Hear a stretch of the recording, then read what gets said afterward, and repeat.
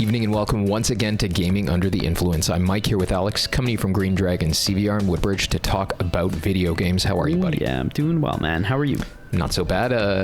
Smack dab in the middle of a couple of PS2 games, incidentally enough. Yeah, PS2. Good old PS2. Wild Arms 3 and Persona 4 Golden, and I'm enjoying both immensely, playing an hour or two of each, both each day. I don't know much about Wild Arms, but I do know Persona 4 Golden is a fantastic game. Yeah, I've been on a hash and no kick the past 12 months, and this is the first game by the Wild Arms guy. His name is Kaneko that I've played, but I enjoy it a lot. It's quite a demanding title. Hope we can talk about it in detail sometime. But yeah, that'd be great. I landed on these games, actually, after becoming fatigued with Dynasty Warriors and a couple of the other January titles I attempted to get into. Yeah, which I think last time we spoke about, we were looking forward to. And, those were on our list. Yeah, that's right. We seemingly kind of bounced off of some of the new releases. I did not year. enjoy Dynasty Warriors. Yeah. And I liked it, but I found it got repetitive quickly. Yeah, it did. Like the first maybe 10 hours were pretty cool, and then all of a sudden I hit a wall and I was like, hey, I like the graphics and presentation, but I found that in spite of those elements, the underlying systems and even world building such as it just didn't appeal to me in any way. Yeah. And it got me thinking about a more prevalent and general issue in contemporary game design. And I think this has to do with the obesity of the technological element. And I think Dynasty Warriors isn't even the worst in this case, but no, definitely certainly applies to it. An obesity of mechanics and representational elements and technology and systems, and paucity, a lack of worthwhile ideas these are used to communicate. I think that becoming fatigued with modern releases caused me to realize that the thing that made the PS2 and even perhaps earlier times something of a golden age in retrospect is that we had yet to move towards this obesity of technological elements, such that there was more balance between the stuff you see on the screen and the rules you're enacting and participating in on the one hand, and the world building and the stories and all of the stuff you were doing on the other. Games were less superficial back then, right? We didn't have the option of cutting edge graphics meant a different thing entirely. They existed, but it wasn't like you see today. Everybody built their own engines. There was no a standardization in terms of effects or expectations even at that point. More companies went the route of adding an art style and going with either cell shading or something of that effect, right? Some kind of lower spec, even just generally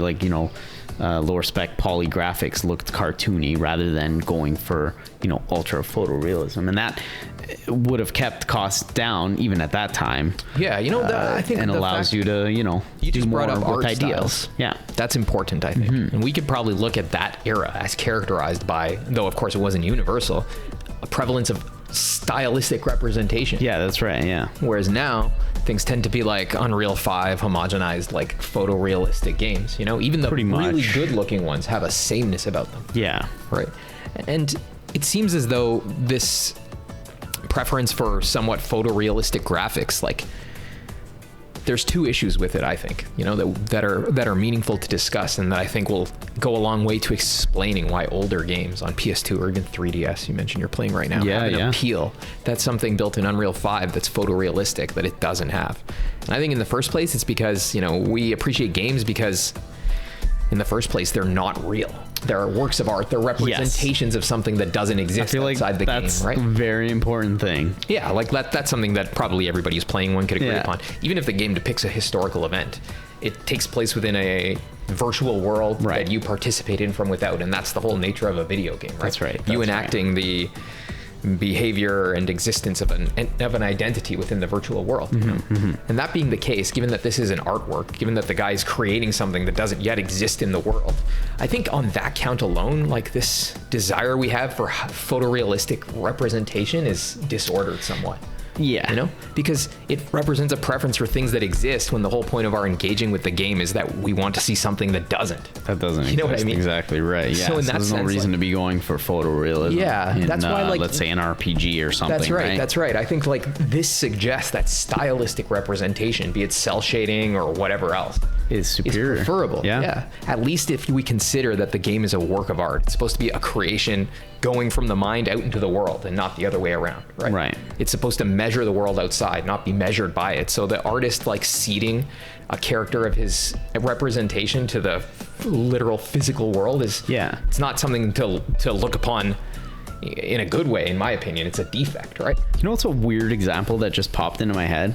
So that we've always had sport games, and obviously that's something that just mimics real life. But I always enjoyed, and this is back in the PS2 era, the NBA Street games, because they took something, basketball, and they just made it totally different. They threw on an art style. Actually, those games, I think 2 was definitely cell shaded, and it became, even though it was based on something in real life, and I'm not even a basketball fan. I hate basketball now as an adult, but it was totally something different, and it was fun and cool. It was a sick game to play, right? Even if you consider from the vantage of, suppose you take the guys who made both of those games and you consider the fact that they're both moving from an idea in their minds to making something out in the world. Which guy made more? Who created something more? Yeah, exactly. One guy is closer to imitating something that already exists, like taking a photograph. Not that there's not art in that. You're mimicking the real life. In the exact same way that the photographer adds to his photograph all of the elements of composition and designing a scene. That's what makes it different than the literal object in the picture, right? Yeah. That's what I mean? Where editing comes into play after. The artist's job is to impose something on the world that doesn't yet exist. So simply trying to imitate the outside world is not something that is particularly artistic. I don't want to look at like Last of Us 2 style graphics. To me, I'm not impressed by that, bro. No, I know exactly. You've made it look like a person. Okay, it's true. Right? We've been playing video games for our entire lives, and over 30 years at this point. And I mean, I struggle now to play stuff like Grand Theft Auto, things that just mock the real world, like especially the later ones. Like I just played GTA 3 a couple months ago, and I was able to get through the whole game. I mean, it's not that long anyway. I did pretty much did it in like a weekend, maybe, or like 3/4 of it in a weekend. But I was able to get through it. But then if I boot up like Grand Theft Auto 5 or something along those lines, it's just very like, I don't know, I get bored. Like it's not. I definitely do. I mean, the same with Red Dead. Obviously, it's made up. It's not real, but it's just like real life, and it's all. I mean, it's not. Maybe we just game, like the sports fantasy, game is made up too, of course. But just from this formal or structural consideration about the nature of art and creation, it's just that photorealism is a deficit of artistry. It doesn't constitute it, right? It's the no art style, right? That's exactly. So. That's the problem. And it costs more money. What the hell? Doesn't make any sense. Dude, consider the best photorealistic games from recent years. To my mind, the best Unreal 5 games, the ones that look the greatest and that I remember so vividly, are games like Black Myth Wukong, Stellar Blade, even like something like Forspoken. Sure. But these especially these Souls-likes, I'm pretty sure they're all made in Unreal 5, the same engine. They have similar lighting and graphical effects, but every human being depicted in each of these games is radically different than a human being in another one. You could tell looking at any of the characters which game they've added at least their own flair, filter, art style on top of it, something, right? Characters is unique. They look like human beings, but if you put them next to each other, the characters from Stellar Blade all have not identical features, similar physiognomy, right? Similar big eyes, cheeks and stuff like this. If you look at Black Myth, all of the characters have an Eastern flair that's easily recognizable, right? Nobody's going to confuse it for a model made by a Californian or something like that. Simply won't. I mean, the lack of certain hair colors would probably give that away, but... And most of these games, Lies of P2, the characters all have, it's all very distinct in terms of the elements that the artist has incorporated into those kind of realistic lighting styles and stuff like that. So even where this stuff is employed, I guess the argument isn't that it can't be employed in a gesture of artistic creativity. It's just that simply going to replicate the real world is not good, right? And I think that I hate it now. But in that case, that's why we can try and do something like Dynasty Warriors is a beautiful looking game. It's photorealistic. I really liked even some of the dialogue and interaction between the characters, but I just don't like what am I looking? It's just that game is just kind of it's just generic. It's a little shallow and repetitive, right? The representation of the world, even if that world was in some way possessed of merit, which I think it is. I even like the writer's world building. We talked about this before. The representation of it is not appealing at all, right? No.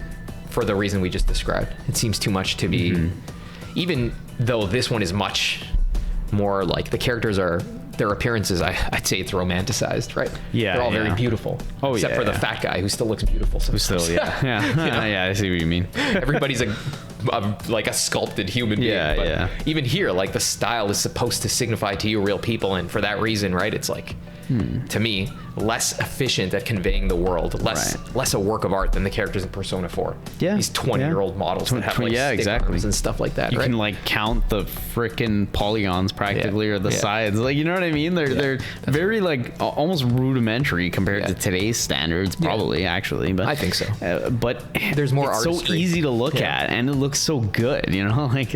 And I think that you just said it's easier to look at. I think that pertains to another consideration here. Like in the first place, you know, photorealism, we can read it as a sort of deficit of artistry, somebody failing to like impose something new on the matter of their work. But there's another consideration too, and that's that the graphics and the technological elements, as much as what you're doing with your fingers when you're playing a game, as much as words on the page in a book, these are not the point, right? Yeah. There's a relation here. It's called signification. Yeah. There's a sign, the thing right in front of you, and it's directing your mind to what's written about or what you're playing about or whatever. Yeah. This is a property of all artistic and other representation, you know?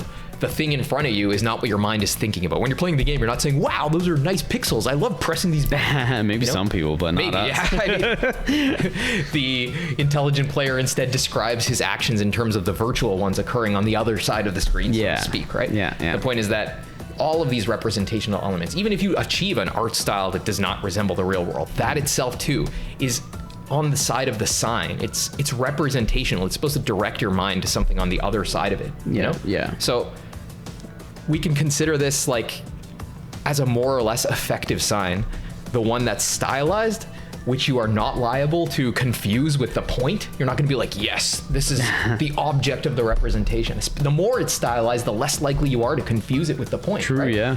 You know, the words on the page, you're never going to think are the thing that the words are describing. Yeah. Right?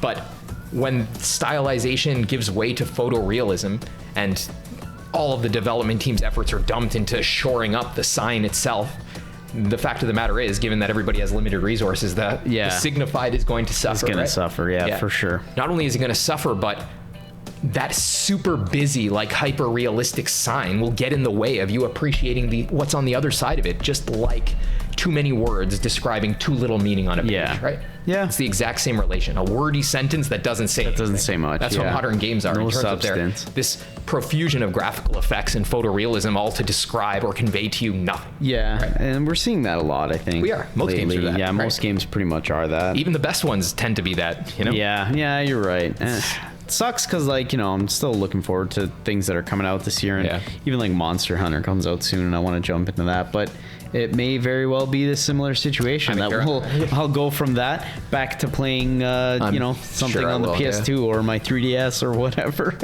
Yeah, it's really like to see them. What it all boils down to, right? Like I think all of this confirms that when we play a game, just like when we read a book, we're not saying, golly, I really like seeing scribbles on a page, right? You enjoy the signified content of the book in the same way you play the game for what's on the other side of it. And that's right. You know, now we've got this super sad situation where development teams have the resources of a small country half the time. Yeah, right. You know? I know. And all of these are dumped into what? Building some stupid, like, making flashy shiny graphics and that doesn't ray express tracing, anything. you know? Yeah. Look at the reflections in the puddles. Like, okay. That's nonsense. Yeah. So the why was that era a golden age, or what is the golden age model? It's where there's a harmony between the technological elements and what they're representing. The stylized and humble technological elements, I would say, have an advantage over the photorealistic ones. A, because they're more artistic, and B, because you're less liable to confuse them for the point. You look at them and you see through them to the meaning. They're more effective as signs, you know? And I think that that's not something that modern games, you can't say that about them, right? No, not. And it's not just the graphics that are supposed to hang you up. It's just all of the nonsense mechanics and tedium that characterize modern games. Yeah, like there's definitely more bad about it, you know, if we really wanted to dive into it about, you know, modern gaming and stuff like that. We could just expand that point to say the matter, the rules and the graphics become preponderant and they distract from any kind of expressive point, right? Yeah. That's the problem with modern gaming, I would say. There's a lack of games. There still are some, we talk about them all the time. Yeah. But by and large, the judgment would be that, you know, modern games, they have a poverty of conceptualization, right? Yeah. They're designed by idiots from the West half the time, you know? There's a lot of, you know, a deficit of creativity and, more greed and money hungry than there's that. We talked before about how like the inability to build a world, you know, on the part of Western game designers often comes from this disbelief in the fact that difference actually exists in the world. So they end up regurgitating their own political and other ideological beliefs in virtual form, you know? I think that's another problem to consider. But you know, just this point can be universalized in this sense. Like anytime somebody focuses too much on the metaphorically the words on the page, be that the graphics, be it the rules and the mechanics, you know, live service systems, whatever, to the exclusion of what those are trying to convey. Or supposing you think games are nothing but the pressing of buttons and the rules and the graphics. I'm sure some people think this. Yeah, a lot of people maybe. I don't know. And then you're gonna find yourself in the situation of the modern video game. Whereas if you think that art style and signification is the point of the graphics in order to communicate a world to you, which is way more than the graphics could ever communicate, then you're going to prefer old things, right? Yeah. The PS2 era stuff, or stuff designed like it. We can even say, like, you know, you mentioned before we started recording the 2D, 3D style. I think it's some like successor to this. Yeah, that's kind of like, right? Yeah, it is a continuing trend, or rather something. Yeah. But yeah, back in the PS2 days, the main point, I guess, is that there was limited options, and that's obviously, you know, the way developers. What is a choice now was just ubiquitous before. I guess, right? Exactly. Yeah. Interesting to hash out a little bit. I think that explains why you get fatigued with new stuff and you tend to old stuff, because there really is a difference in how it was made. Yeah, and there's a lot of old stuff to go through. Honestly, enough forever. Yeah, I can play JRPGs for the rest of my life. That's what I'm gonna do. You know. Hey, guys, maybe we can leave it there, eh? Yep. Thank you guys very much for tuning in, and we'll be back soon to talk about, I think, Monster Hunter. Oh yeah, we'll give it a shot for sure.